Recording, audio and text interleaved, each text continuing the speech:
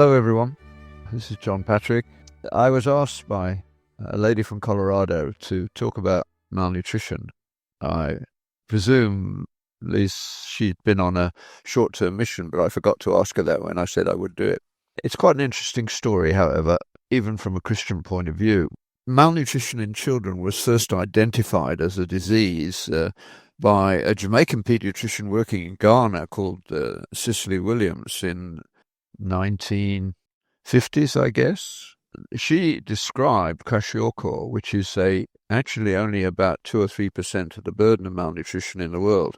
But it's a very striking disorder. It's the one that World Vision uses as the picture all the while because it tugs at our heartstrings. A swollen baby with flaky paint skin, often very miserable.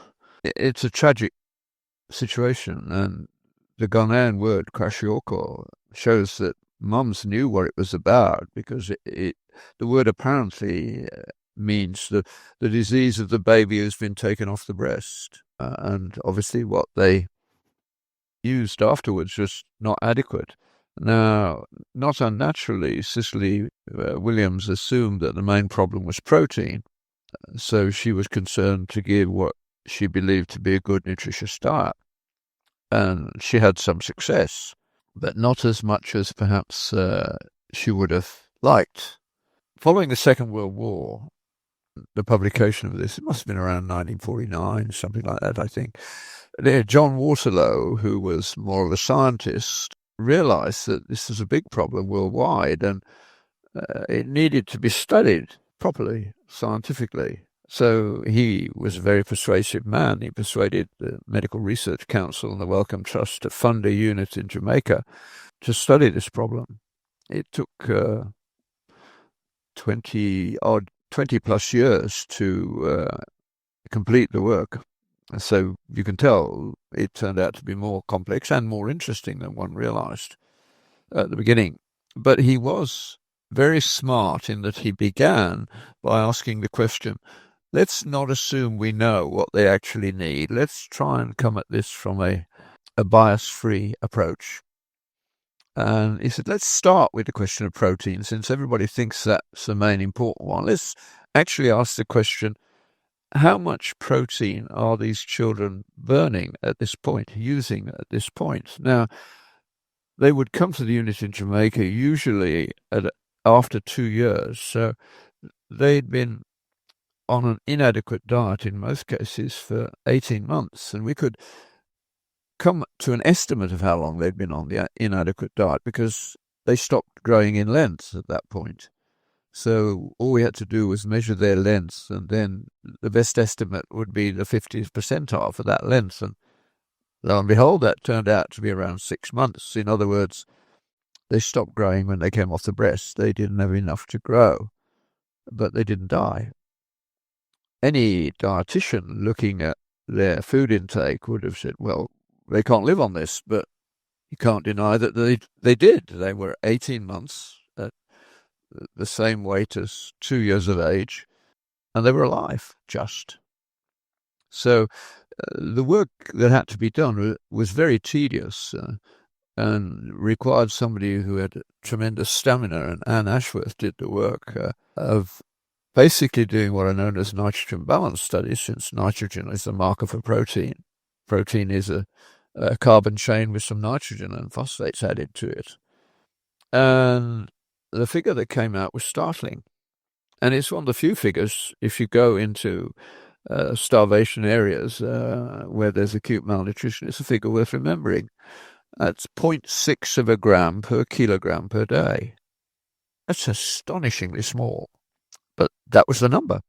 So to make sure that we were right, what they did was nitrogen balance studies. When you put the results into graphical form, obviously the intercept of zero growth was where the 0.6 came from. So we didn't actually have to take children down to that level to find that number because it was a very straight line regression. But we then used that number as the basis for stage 1 of what became our model of care. We broke away a little bit from the normal emotional response, which, well, we didn't. John Waterlow and company did all that time back. Although it was later that we made the move into a maintenance period before we started trying to put the body back to its normal weight. And I'll explain why. So now we've got one figure. And that figure, by the way, paid for that unit in Jamaica forever, in a sense, because the expensive product to get into an area of famine is the protein, which often comes from halfway around the world. The best form to have it in terms of utility, is dried skim milk, which is about 30% high quality protein. So you need just under 2 grams of dried skim milk per day, and you know the child's got their basic protein requirements, and you can fill in the rest with whatever you can lay your hands on, basically. I have in a village once started treating a child with sweetened condensed milk, which was the only milk substance we had, which has in large print not suitable for babies, which of course is nonsense. It's not suitable for babies unless you know what you're doing with it. So, and was able to get the first bit done before we could do it in a more traditional way. So that figure transforms the economics of famine relief. And it also, amazingly, we discovered a little while later that if you tried to move it up too quickly, the death rate went up. So when American pediatricians arrived full of good intentions and minimal nutritional knowledge, when they arrive in a famine, the death rate doubles. That's not what you expect. And of course, it would be very hard for any mum who's quite convinced she knows exactly what a baby needs, for her to start with such a minimal protein diet. But turns out that's the best thing to do. No question about it now. But it took some years for that to get really thought through and formulated into better questions. I mean, the next question that was done after, or at the same time, really, as the minimal protein requirement, was to ask, well, how does their body composition differ from normal? And one of the big discoveries, because we had enough money to have a whole body counter in Jamaica, so we could count we all have a small amount of radioactive potassium in our body, and we know the ratio between the K40 and normal potassium. And so you measure the one and you can get to the other. Expensive, but not in any way invasive, which is nice when you're dealing with babies. And one of the things about a malnourished child is it's incredibly passive. So you can put them in an enclosed tube and they're not bothered by it, and measure their total body potassium, and it turned out to be low. So potassium became an important part. Basically, 4 millimoles per kilo per day was what we ended up giving them. Later, magnesium was discovered to be important as well. That was not a discovery. I think that was in Africa, but I'm not sure.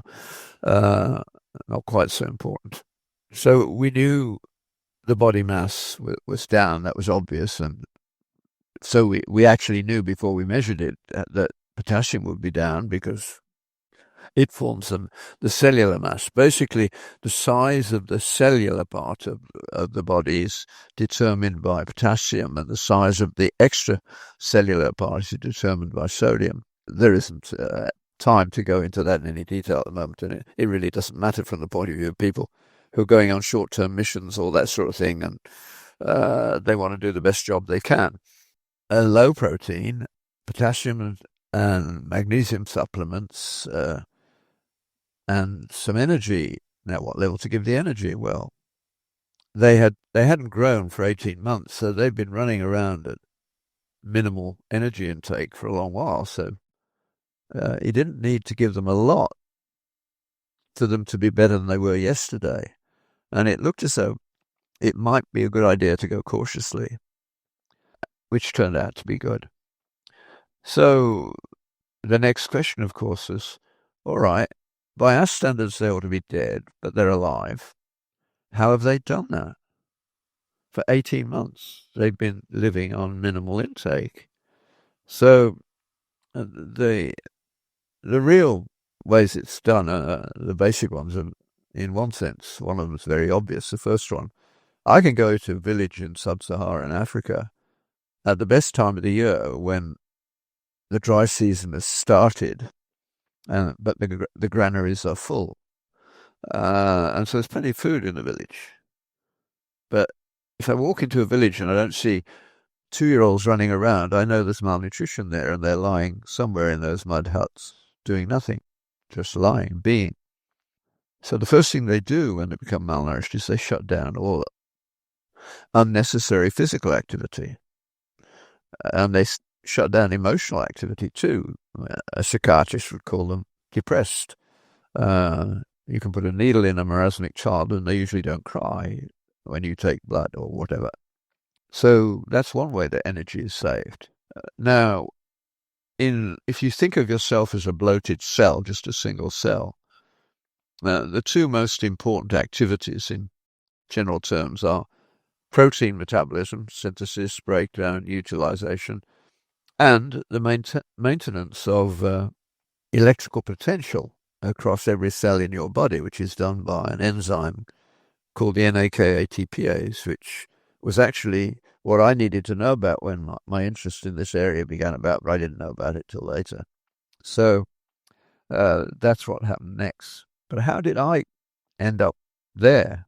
Because I, like most physicians, knew virtually nothing about nutrition. You could write down everything I knew about nutrition on a postcard with plenty of room for the address and the stamp. And the bits that we were taught were often, it turns out in retrospect, wrong. But I was fortunate to do a wonderful period of training with a man called Dr. Harold Lambert, who was an absolutely superb physician, one of the best I've ever met, and a wonderful man. And I was his senior registrar, basically waiting to be old enough to apply for a consultant job. I've done the exams and then you have to wait. But I became fascinated by one of the recurrent problems in that ID unit, and that was gastroenteritis in small children. They have a lot of diarrhea and vomiting, and they lose a lot of sodium, and so if you don't get them in time, they basically vomit themselves and squid themselves to death. And they had disorders of the concentration of sodium in the body, including something that's now quite rare, was much commoner then, which is called hypernatremia, which intrigued me, and I wanted to try and understand it. So I managed to persuade, or at least Harold persuaded for me, the governors of St George's Hospital to pay for a year of research, which I did, and it led to some interesting results, and it certainly helped in realizing what we had to do and what order we had to do it so that we didn't have the problems from hypernatremia that were generally occurring that time. And that's around the world, other people were having the same thought, so that hypernatremia and gastroenteritis is much less common than it used to be. The most important thing, of course, is that the body has a hierarchy of needs. And the problem with measuring the biochemistry is that you look at the patient through the lab results. You ought to look at the patient first. So the first requirement of any child with gastroenteritis is to get some fluid, and fast. And if you don't want to disturb anything else, it's better to do that isotonically. That means not disturbing the concentrations in the body too much, because if you move them too quickly, you can get cells swelling or shrinking. Not a good idea. So you get the circulation back isotonically, and then you can start thinking about what we do about everything else. And of course, one of the reasons hypernatremia happened in those days is that everybody did what they could, and the body did what it could, and what it does well, except in the case of cholera, by the way, is to hold on to every bit of salt it can, every bit of sodium that it can. So even the diarrheal fluid of a child with gastroenteritis doesn't have much salt in it if it's been going for a little while, because the enzymes that can pull the sodium out of the gut into the body are still working. So this was my introduction to thinking about this phenomenon of membranes separating intra to extracellular. How's it done? What are the mechanisms? At that point, we didn't know. The guy who isolated the enzyme which does it, arguably the most important enzyme in the body in terms of its functional importance, had actually isolated it in 1957, and I was doing this work in the early 60s, but he didn't publish till 1957. I read it within about 2 or 3 years of it being published, perhaps a little longer, more like 6 years, yeah. And other work was being done in Cambridge as well. So this is an area where lots of interesting stuff was going on. But I've always been interested in the practicalities of medicine. So applied science is what always fascinated me most. I wanted to understand how could we rationally approach these electrolyte problems without any knowledge of what that major enzyme was actually doing. Difficult. The only cell you could easily get at was the red cell, which is basically an envelope, but it does have about 300 pumps in every cell. Other tissues have many more, thousands. So you could look at that in red cells, and that was being done as pure physiology by people like Ian Glynn in Jamaica, who basically took a whole issue of the Journal of Physiology and described the physiology of the NAK ATPase in red cells.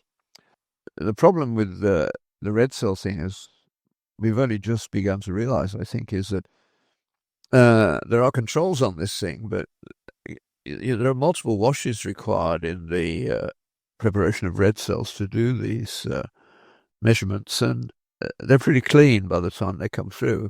We wanted to do it in nucleated cells, or at least I wanted to do it, and then Philip Hilton turned up in the lab as well, and he took us to the next step of when I got to the point where we were able to measure the inside the cell concentrations of sodium, potassium, in a reasonably consistent fashion and a reasonable methodology. Then he said, well, why don't we put some radioactive sodium in and see what happens when it comes out?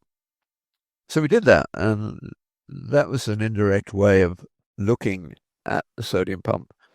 And over the next, over my active lifetime, and Philip is only now in his 80s, has finally isolated a protein that is a controlling factor on the sodium transport, which is an immense step forward. It doesn't seem to have been recognized yet, but that seems to be part of this area of work.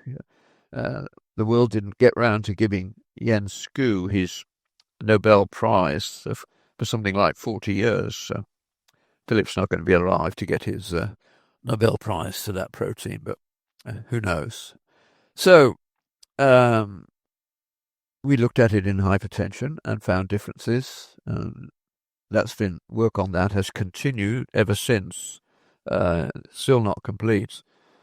But I'd finished my MRC fellowship and got an MD, which in Britain is the equivalent of PhD for those who inquired. The MBBS is a North American MD. You can get a PhD or an MD by writing a thesis in England. But the good news for me was, and I was shrewd, that if you do it the PhD route starting early in your medical career, they pay you next to nothing. But if you get an MD first, or MBBS in the British sense, they pay you a lot more to do research at that point.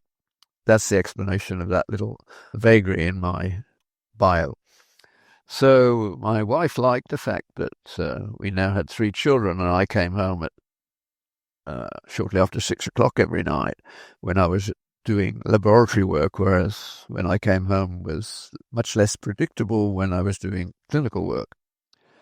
So Sally liked the academic life better, especially with small children and one functional arm. She said, "You're not going back to internal medicine yet, are you?" And it wasn't a question. And she said, "You promised me we'd travel.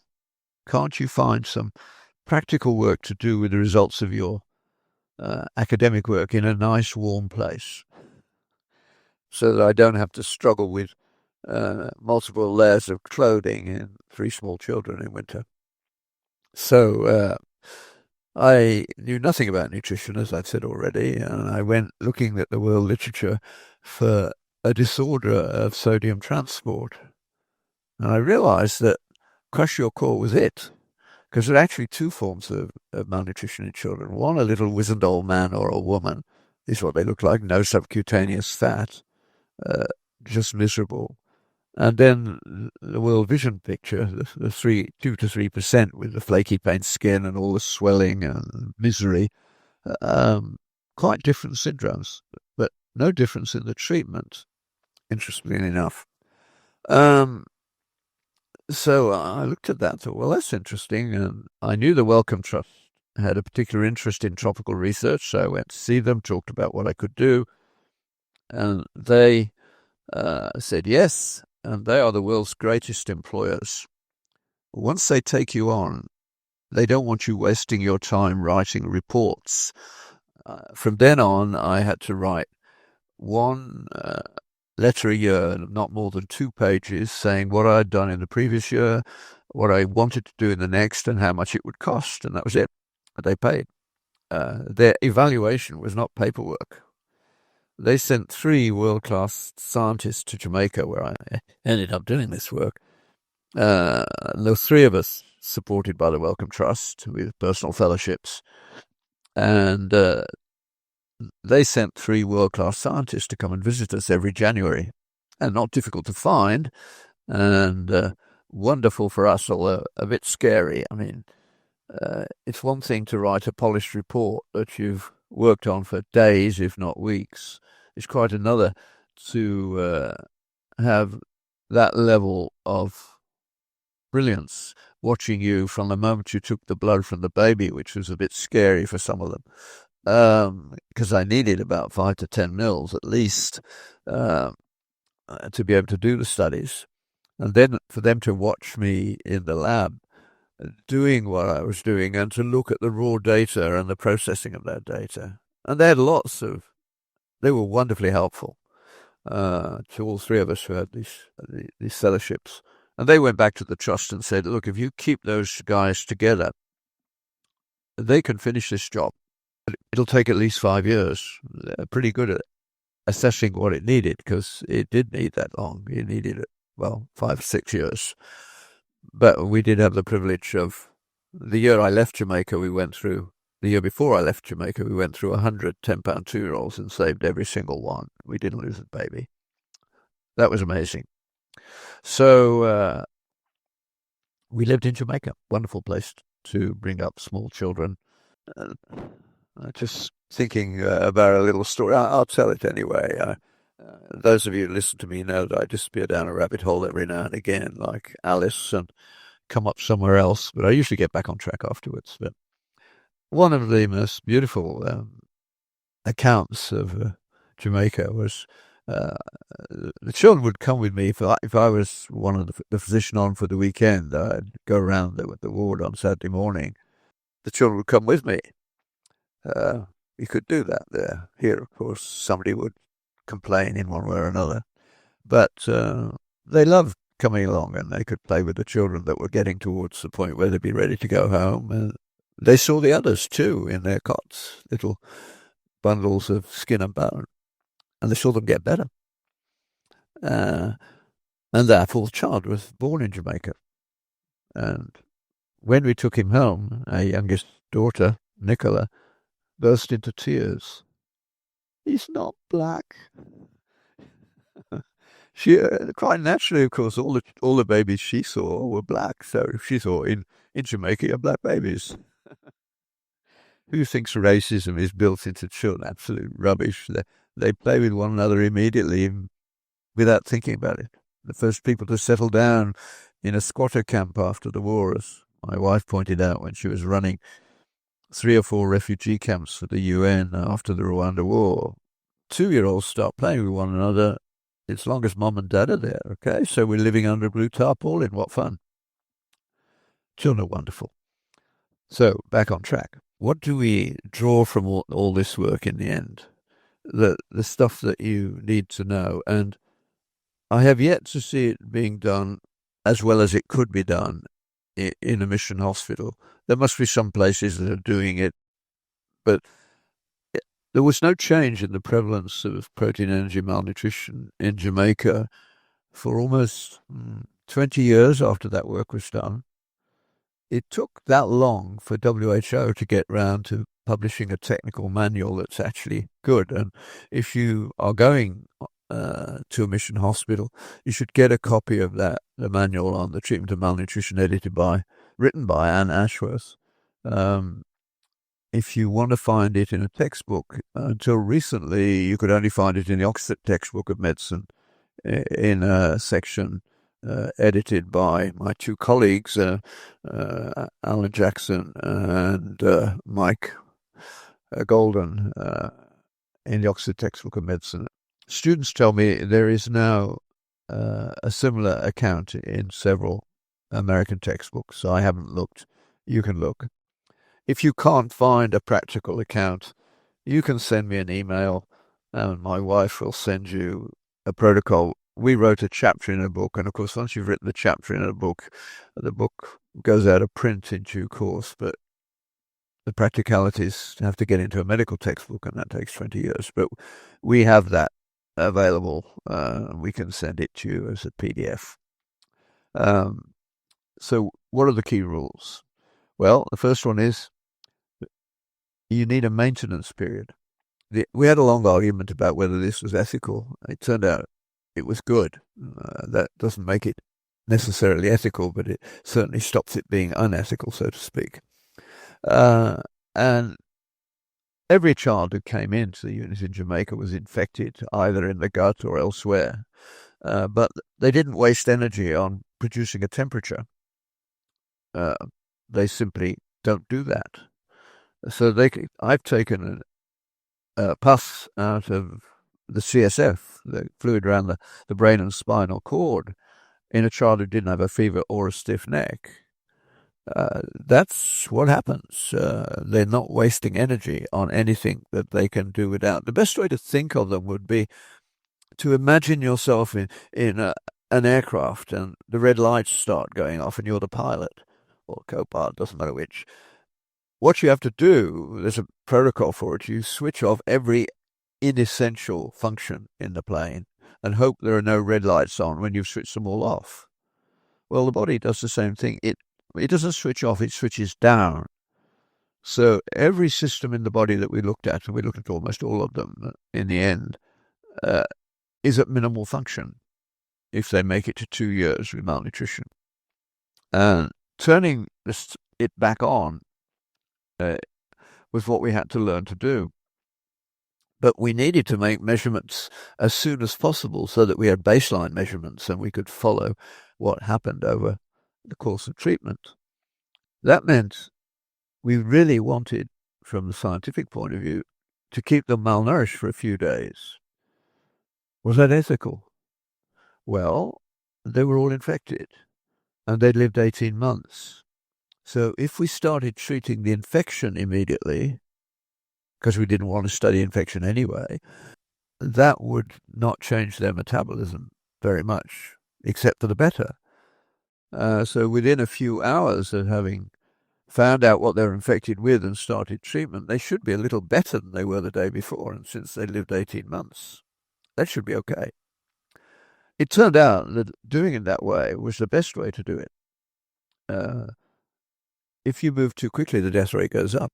The enthusiasm of Westerners who want to fix everything immediately is actually dangerous to the children. So we treated the infection and we made our baseline measurements and then we could move on.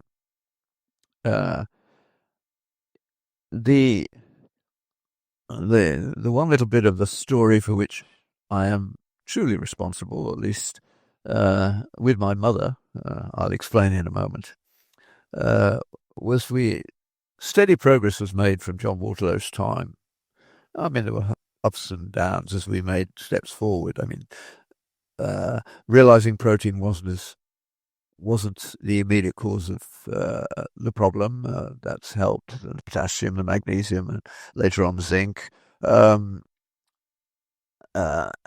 What kind of diet would you use when you did move them on, etc., etc. Those are all applied science, really, and they work steadily. It's one of the most amazing things that one can ever be allowed to witness, is to see a mum reacquaint herself with her baby after we treated it, because the children who came to the TMIU in Jamaica were self-referrals from the ghettos. So mum was poor, didn't have a stable relationship, was not very good even at knowing which man had been the father of the child we were looking after, as turned out from some other studies. It was local knowledge that the only place that could save the children when they started to look like this was the TMIU. Now, it wasn't neglect. It was social disaster. You know, the way it worked was that a mother would have a baby, and then the father would decide he'd had enough of the noise and he'd leave. The dereliction of duty of Jamaican fathers in the lower classes is beyond belief. So she didn't have enough money, and she might have 5 kids. So she had to work, which meant that she could leave her babies in sort of local care, but she had to leave some food for them. But she didn't have enough money to buy the amount that was needed, so she diluted formula while she was away. If she was home enough, they might get a little bit of breastfeeding at that point. She was doing the best she could, but it wasn't adequate. The whole story is a tragedy at that level, and people like to blame Nestle and the like. And there's some blame that they took, but they've also tried to do a lot to correct that. What we should have done, and what could have been done locally, and should have been done if by anyone, by dietitians, is to come up with formulas that were made starting with dried skim milk, which is incredibly cheap, and taught the mothers how to do that. But that didn't happen. That wasn't what happened. It's what we did. So it turned out that we had one little group of children who died unexpectedly after we'd started them on growth. And we didn't understand that. So I have left the story hanging of Mum. So Mum would sign up. She'd bring the baby and say, "Can you save it?" And the answer would be, by this stage, highly likely, but not 100%. And it'll take us 4 to 6 weeks. Now, even the bus fare up to the University Hospital where we were located was a significant part of her economy. So it was not rare for it to be weeks before she came back again, by which time the child would have changed quite dramatically. Now, the unit built by MRC Wellcome was impressive as an entrance. So they would go round the back and come into the ward, which was at one end, from the garden through the veranda door windows. And it only happened to me once, but it happened frequently in the ward. But I was there once when it happened, and you don't forget it. Mum comes through the veranda door, looks round at the babies. There's only 10 to 12 of them at any given time. She can't see her baby. She bursts into tears. And you say, no, stop. What's your name? And then you go and get the baby. And the baby recognizes her before she recognizes the baby, because we've doubled their weight. We were growing children in that unit at 25 times the normal rate for that age. Astonishing. And of course, the diet that we use was horrendous to a dietitian, because it was a 60% fat diet. Why? Because the limiting factor for growth is not protein, it's energy. It takes 5 calories to make a gram of lean tissue. It takes 10 calories to make a gram of fat tissue. And you've got to put both back. So the amount of protein you need, well, 25% of the weight you're putting on roughly will be protein. So when you're putting on a gram of tissue, it's 250 milligrams of protein. That's not a lot. That's where we're at. So we knew that energy was the limiting factor. So the best way to get energy up is to have a large, high-fat diet, and it worked well. Wonderful to watch. Now back to the little bit that I had a role in, and shouldn't happen now if you are very cautious at the beginning. But we did have. We were getting a 90% plus success rate, but every now and again a child died around the time that we moved from maintenance energy to growth energy intakes. And it so happened when I was analysing my data that I obviously had a thesis that I was testing as to what the sodium pump was doing in the malnourished child. And basically it too, like everything else, was turned down to minimum function on admission, except in a few cases. And they were outliers. Most scientists would neglect them on the 5 standard deviation rule. But my mother had imprinted on my backside a very high commitment to truth-telling when I was quite young. So I went and got out the notes of the 4 or 5 children that I'd studied in a 5-year period who'd had not a low activity of the sodium pump, but apparently a supranormal one. Very odd. And what was even odder, they'd all died.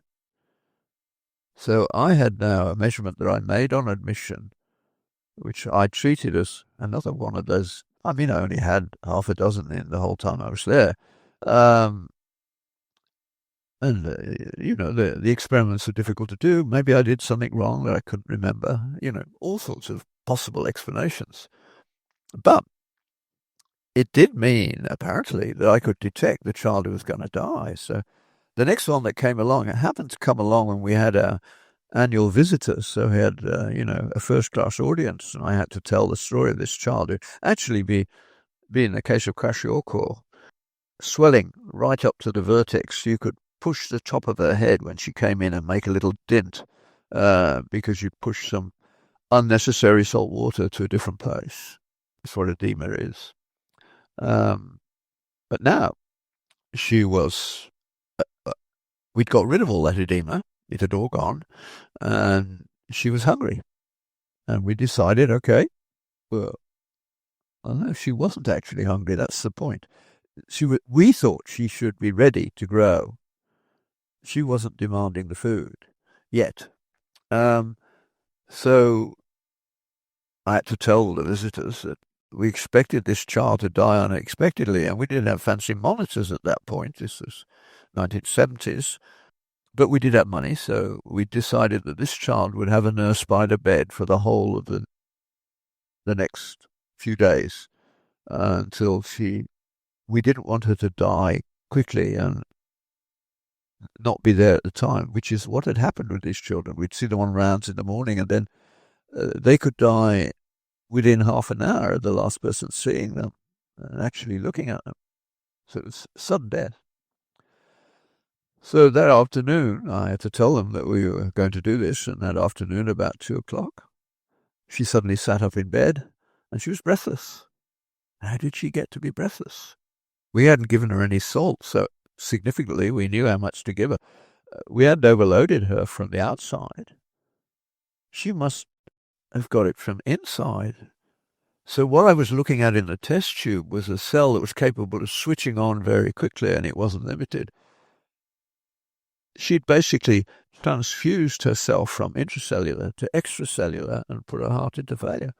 And there's a drug that you wouldn't use in potassium-depleted children, but we had decided we would use it if this happened. And, of course, it worked.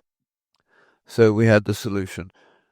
to refeeding deaths. They probably occur in anorexia every now and again as well. Then, sometime later, Alan and Michael discovered that if you pay more attention to the child and don't feed it until it's demanding food, in other words, till the appetite comes back, you never see that syndrome. So even though we were ultra cautious compared to the world at large, we weren't cautious enough. So that amazingly has taken me 43 minutes, which does allow me to add a little bit at the end. I've said already that once we'd got to a stage of being able to treat it with 100% success, we expected to see it disappear in the world, but it hasn't disappeared. And in fact, there was no shift at all in the prevalence of malnutrition in Africa in the next dozen years, 20 years. It's beginning to move now, but it's been very slow. And of course, the world's economy has grown, and that includes the poorest parts of the world. And in fact, if you go from their normal intake of $1 a day to $2 more, which is not much from our point of view, but it's 300% for them. That's making a difference slowly. But I was bullied into going to Africa in the late 80s by some missionaries who visited our church. And they discovered what I knew, and they said, well, we have a huge problem. You have to come and help us. And I didn't want to go because I didn't know what to do. I didn't know why it wasn't working. But my wife and family thought this was a wonderful idea. I was due a sabbatical, and I tried to stop it happening, but I lost, and we went. And I set up a program. I trained my teenage children to run it so that I knew they would do exactly what I wanted. And I trained Africans how to do it, but they didn't actually interfere with the children, who were actually treating children and getting them better. There are a lot of little Nicholas and Jonathans in that region of Zaire, as it was then, DRC as it is now, that date to a way that the Africans said thank you to my children. I was known as my children's father. They were more informed than me, which is lovely. So, as I said, I trained a physician. I trained local nurses on what to do, how to identify early malnutrition when it's easy to treat. And I came back the next year. One of those nurses had his own child die of malnutrition. Of malnutrition. That was horrendous. He told me he wasn't going to tell the truth by looking at the ground. He told me what he knew I wanted to hear. Well, we didn't feed him properly. I knew that wasn't what he did. He wouldn't have done that. I sent my supervisor to see him, and he was back in a few minutes. He said, oh, he thought that an evil spirit had made his child sick. So he had spent his money on the witch doctor instead of food, and the child had died. Now, that is perfectly rational. If you live in a world that is informed by a pagan religion, now I'm not using pagan pejoratively, simply descriptive, a world that is controlled by evil spirits, good and evil are known to all men everywhere, and you need an explanation. One of the easiest ones is, say, a kind of dualism. Many religions have it, where the world is a battleground between good and evil, and the witch doctor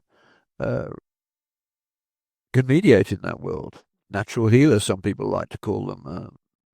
Actually, everybody's frightened of them because they're also natural toxicologists, and they know a lot about poisons. And when people die, money changes hands, etc., etc. That has all sorts of applications to our current stupidity with euthanasia. It ought to be anybody but doctors. You don't want to present them with a conflict of interest, but that's what we're doing, and the outcome is inevitable. So the problem was, how do I get inside his story? His story of evil spirits. They explain the vagaries, the chances of life. A measles epidemic occurs. Not every child dies. So a child in that hut survives, and this hut doesn't. Evil spirits are a perfect explanation because they're local. But if you believe the world is locally controlled, you'll never do an experiment. which is the crown jewel of Western development. No experiments, no development. That's how it happened.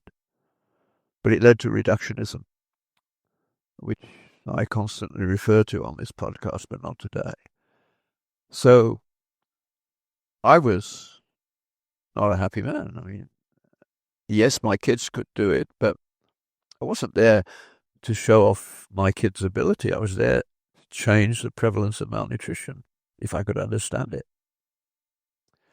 So I was sitting around, not being very enthusiastic. My wife, who likes to get things done, got on my case and said, "What are you doing? You're not even bothering with the ward very much." I said, "Well, I did what I could last year and it's back to square one this year. So the problem is deeper than just having the right protocols. I'm thinking about what it might be." And she won. She said, "Well, at least you could do a Bible study with the graduates who sit around in the village."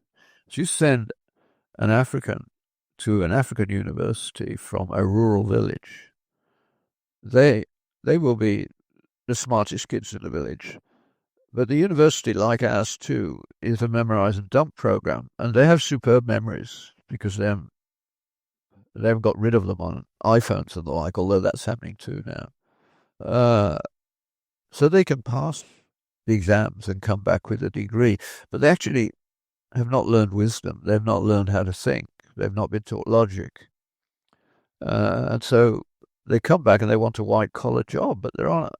The local hospital is the only place where there is one, so they end up working in the hospital. So my wife said, "You could at least do a Bible study with those graduates. I think they'd find it interesting."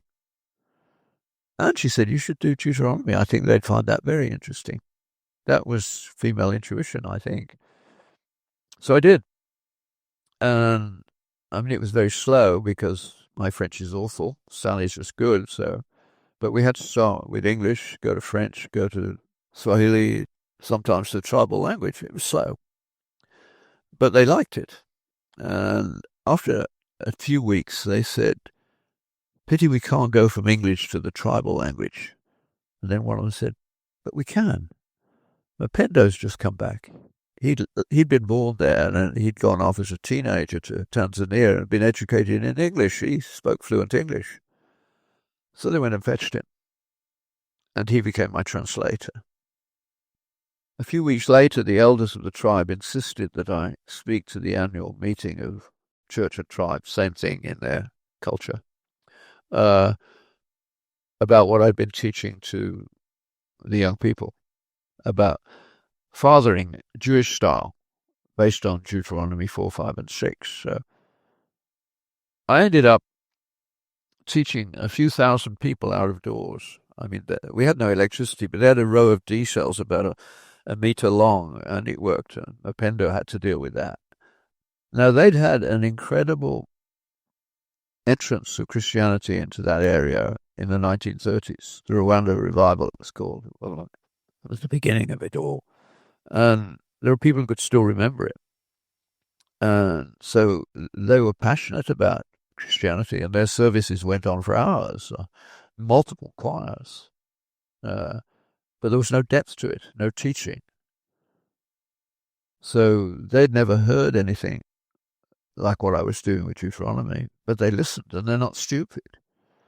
The next day, our driver, Abdallah, said to Sally when he was driving A to B, "I listened to John yesterday, and when at the end he said, 'I'm your older brother in the faith, and now I'm going to tell you to do something which is very much against your culture. You have got to learn to teach your children by eating with them and teaching them the Bible stories. It's father's job to do that in the Jewish tradition. Mother will do it anyway, but if father doesn't take an interest, doesn't in fact take charge, the kids say, it doesn't really matter. It's only mom.' Because that's what they say." And Abdallah said, "I told them, I know that you men always eat first, and you eat the best food. You should eat last, and certainly you should eat with." And Abdallah said, "I didn't eat with them, but I didn't eat first. I sat down and watched them eat. They eat from a common pot. in my hands. And he said, I noticed that one of my children was slow. He was not getting his fair share. So I gave him his own plate. That's malnutrition gone from that family. 30 years of nutrition education made no difference at all. But one afternoon of the biblical understanding of fatherhood, the malnutrition's gone. It's a cultural disease. Now, you can't publish that. I tried. I haven't tried for many years now. I do it backdoor like now. But the World Bank, of course, gave me the data without intending to, because they used to publish, I don't know if they still do, I haven't looked for some years, perhaps one of you will chase it up and send me the up-to-date figures, but when I was doing this in the 90s, the World Bank actually published in their development stuff, they use malnutrition rates as one of the inverse indicators of development. More malnutrition, less development. That's a reasonable thesis. But it doesn't actually work that way. And if you look at them by culture and then come up with a fertility index, which could be reasonable. I mean, if you believe in evil spirits as the explanation of everything, you're going to be totally fatalistic.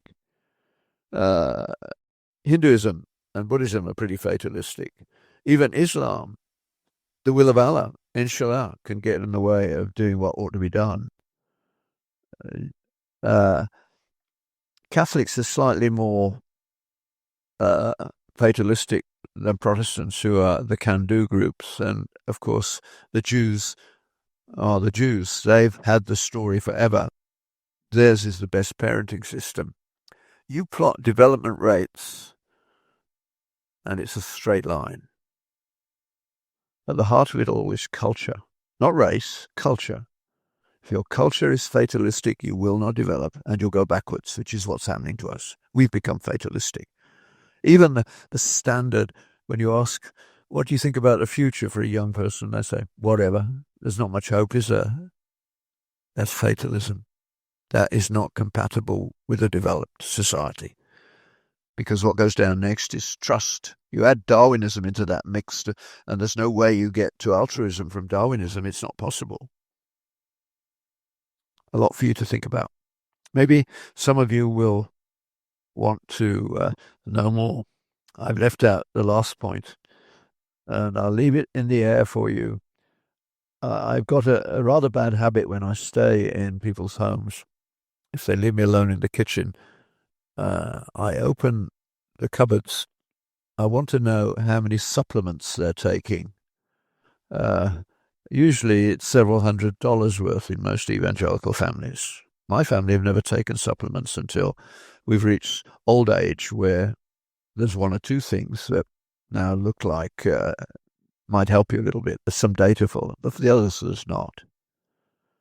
That money could be spent on much better things than supplements. If you eat to appetite from a variety of sources, you are highly unlikely in the Western world to be short of anything. Have a good week.